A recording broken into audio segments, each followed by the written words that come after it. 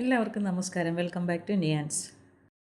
പടവലങ്ങയും ചക്കക്കുരുവും കൂടിയിട്ട് നല്ല നാടൻ രീതിയിൽ തയ്യാറാക്കിയ ഒരു തോരൻ്റെ റെസിപ്പിയാണ് ഇന്നത്തെ വീഡിയോയിലുള്ളത്.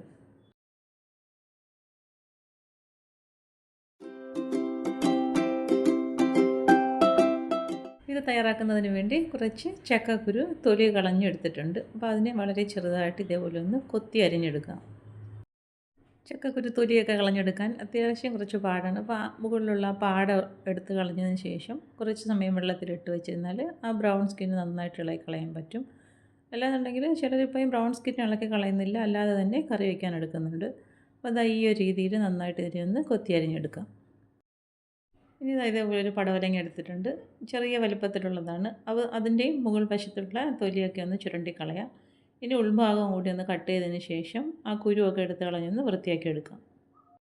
ഇത് നല്ല നാടൻ പടവലങ്ങയാണ്. അപ്പോൾ ഒരുപാട് കട്ടിയൊന്നും ഇല്ലാത്തതാണ്. നമ്മൾ ഈ പച്ചക്കറി കടയിൽ നിന്നൊക്കെ വാങ്ങിക്കുന്നതാകുമ്പോൾ നന്നായിട്ട് വിളഞ്ഞ് മുറ്റിയതായിരിക്കും. അപ്പോൾ ഇത് ഇങ്ങനെയൊക്കെയുള്ള തോരനൊക്കെ തയ്യാറാക്കാൻ എടുക്കുമ്പോൾ കുറച്ച് മൂപ്പ് കുറഞ്ഞത് നോക്കി എടുക്കുന്നതാണ് നല്ലത്.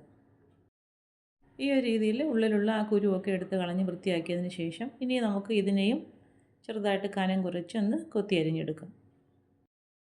പടവലങ്ങ പ്രത്യേകിച്ച് സ്വന്തമായിട്ടൊരു ടേസ്റ്റൊന്നും ഇല്ലാത്തൊരു പച്ചക്കറിയാണ്. അപ്പോൾ ഏതിൻ്റെങ്കിലുമൊക്കെ കൂടെ ഇട്ട് വയ്ക്കാനാണ് നല്ലത്. അപ്പോൾ അതാ ഈ ഒരു രീതിയിൽ നന്നായിട്ടൊന്ന് ചെറുതായിട്ട് കീറിയതിന് ശേഷം ഇതേപോലെ അരിഞ്ഞെടുക്കാം.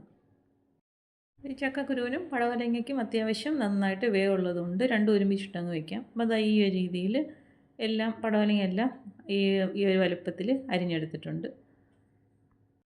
ഇനി ഇത് രണ്ടും കൂടി ഒരുമിച്ച് തന്നെ നമുക്ക് അടുപ്പിലേക്ക് വെച്ച് കൊടുക്കാം. ഇങ്ങനെയൊക്കെയുള്ള നാടൻ ഐറ്റംസൊക്കെ വയ്ക്കുമ്പോൾ നമുക്ക് എപ്പോഴും മൺചട്ടിയാണ് നല്ലത്. അപ്പോൾ ഇത് രണ്ടും കൂടെ ചട്ടിയിലേക്ക് ആക്കി കൊടുക്കുക. നന്നായിട്ട് കഴുകി വൃത്തിയാക്കി ഇതിലേക്ക് ആക്കി കൊടുക്കുക.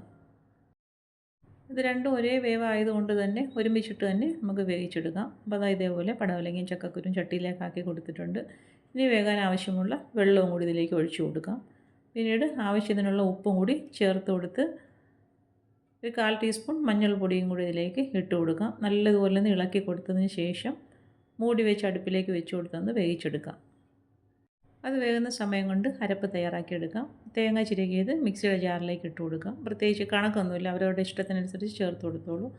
ഇനി എരിവിന് വേണ്ടി കാന്താരിയാണ് ചേർത്ത് കൊടുത്തത്. 4-5 കാന്താരി, ഒരു 3-4 വെളുത്തുള്ളിയും ഒരു നുള്ളു മഞ്ഞൾപ്പൊടിയും 1/4 ടീസ്പൂൺ ജീരകവും കൂടി ഇട്ട് കൊടുത്തൊന്ന് ചതച്ചെടുക്കാം. ഈ ഒരു രീതിയിൽ ചതച്ചെടുത്തതിന് ശേഷം വേകാൻ വെച്ചിരിക്കുന്ന പടവലങ്ങയും ചക്കക്കുരുവൊക്കെ എന്തായെന്ന് നോക്കാം.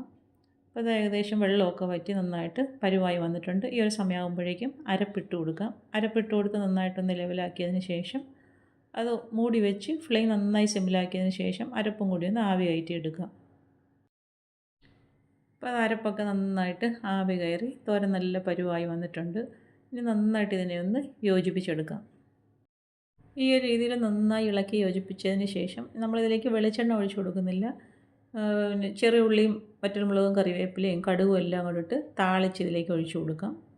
അപ്പോൾ അത് തോരൻ നന്നായിട്ട് പരുവായി വന്നിട്ടുണ്ട്. ഇനി നമുക്ക് താളിച്ചത് ഇതിലേക്ക് ഒഴിച്ചു കൊടുക്കാം. ഈ താളിച്ചതിൻ്റെ ഒരു മണവും കൂടി ആകുമ്പോൾ തോരന് പ്രത്യേകിച്ചൊരു ടേസ്റ്റാണ്. അത് ഒഴിച്ചു കൊടുത്തതിന് ശേഷം നന്നായിട്ട് ഇനി ഇതിനെ ഒന്ന് ഇളക്കി കൊടുക്കാം. ഈ ഒരു തോരന് വെളിച്ചെണ്ണ ഒഴിച്ചു കൊടുക്കുന്നതിനേക്കാൾ നല്ലത് ഇതേപോലെ താളിച്ചൊഴിച്ചു കൊടുക്കുന്നതാണ്.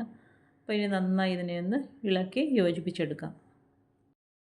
എല്ലാ പച്ചക്കറിക്കും അതിൻ്റേതായ ഗുണങ്ങൾ കാണുമല്ലോ. അപ്പോൾ നമ്മുടെ ഇഷ്ടത്തിനനുസരിച്ച് ഇതിൻ്റെ കൂടെ ഇട്ട് വേണമെങ്കിൽ ഇതേപോലെ തയ്യാറാക്കി കഴിക്കാം. പടവലങ്ങയും ചക്കക്കുരുവും കൂടെ ഉള്ള സമയത്ത് ഈ ഒരു രീതിയിലൊന്ന് തയ്യാറാക്കി നോക്കൂ. അത്യാവശ്യം നല്ല ടേസ്റ്റ് ഉണ്ട്. അപ്പോൾ ഇത്രയേ ഉള്ളൂ ഇന്നത്തെ വീഡിയോ. ഇഷ്ടമായി ലൈക്ക് ചെയ്ത് സബ്സ്ക്രൈബ് ചെയ്ത് സപ്പോർട്ട് ചെയ്തേക്കൂ.